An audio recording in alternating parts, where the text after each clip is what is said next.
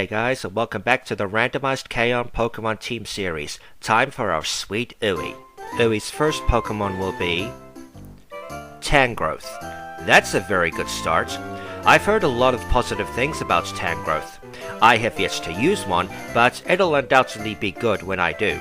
Its stats are for the most part extremely good.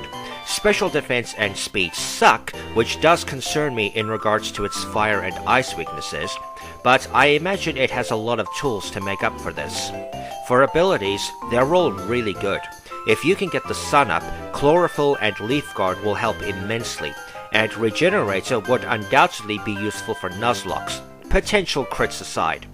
For level up moves, it's a bit surprising that it can use Ancient Power, but that's what helped immensely against Fire, Ice and Flying types, and Natural Gift would be very fun to use.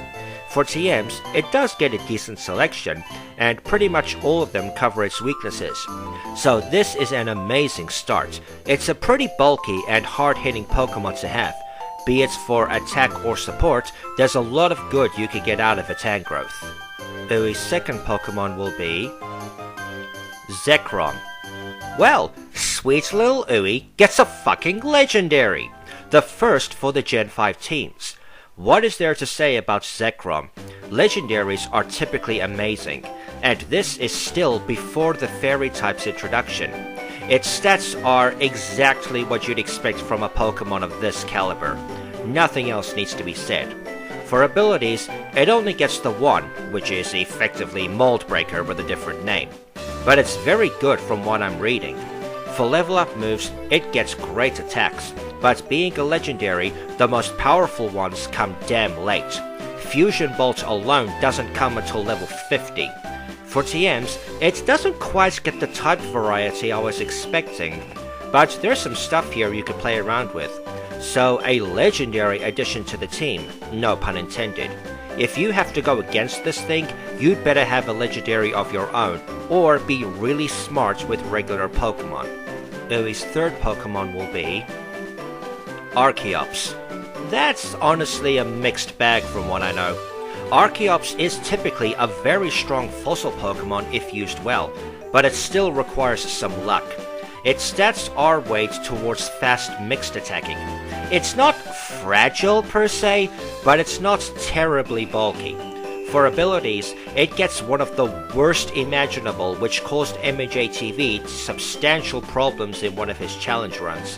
Why they had to give a Pokemon this strong an ability like Defeatist is anyone's guess.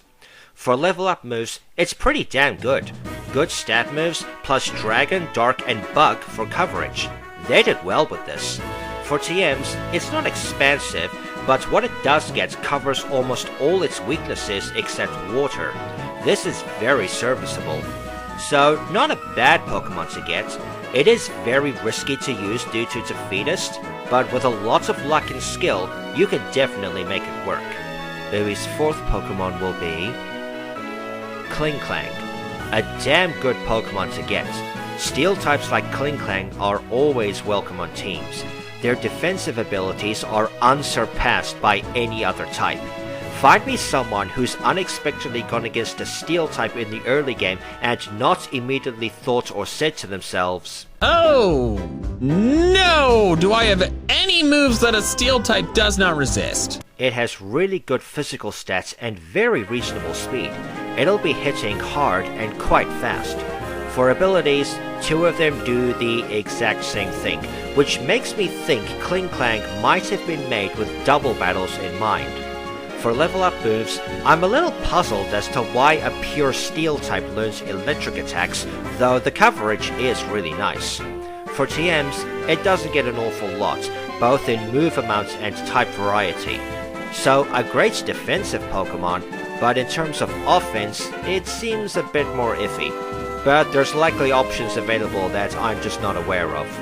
Uwe's fifth Pokemon will be Altaria. Hey, that's not bad. Altaria is normally regarded as one of the weaker dragon types, but I've used one in, I believe it was Ruby, and it worked out pretty well. It has good defenses, and its other stats aren't terrible by any means. For abilities, they're both quite useful, though Natural Cure might help it last longer. For level up moves, it's okay. Dragon Dance is pretty much a staple for anything that can learn it, and Dragon Breath is a solid attack that doesn't come that late. For TMs, it's pretty decent. There's some very usable coverage here. So, a solid Pokemon overall. It kind of gets overshadowed by other Dragon types, but I definitely recommend giving it a try. And Ui's last Pokemon will be Caracosta. That's a pretty good way to end the team. I do know that Caracosta gave J-Rose11 a crapload of trouble in his Delibird run. It has terrific physical stats, and its special stats aren't exactly to be sneezed at. It is stupid slow, but it's a giant turtle, so that's to be expected. For abilities, they're all very useful, though I've never heard Solid Rock talked about. That one in particular seems very helpful. For level up moves, it's pretty okay, and Bite and Crunch give nice coverage. For TMs, it is serviceable.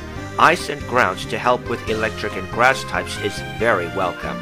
So not a bad way to end the team at all. This can be a tricky Pokemon to deal with in skilled hands. And that's it for Ui's Gen 5 team. This is a very powerful team.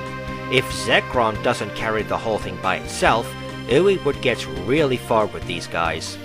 As always, please rate, comment and subscribe, consider backing me on Patreon, and remember to stay chilled.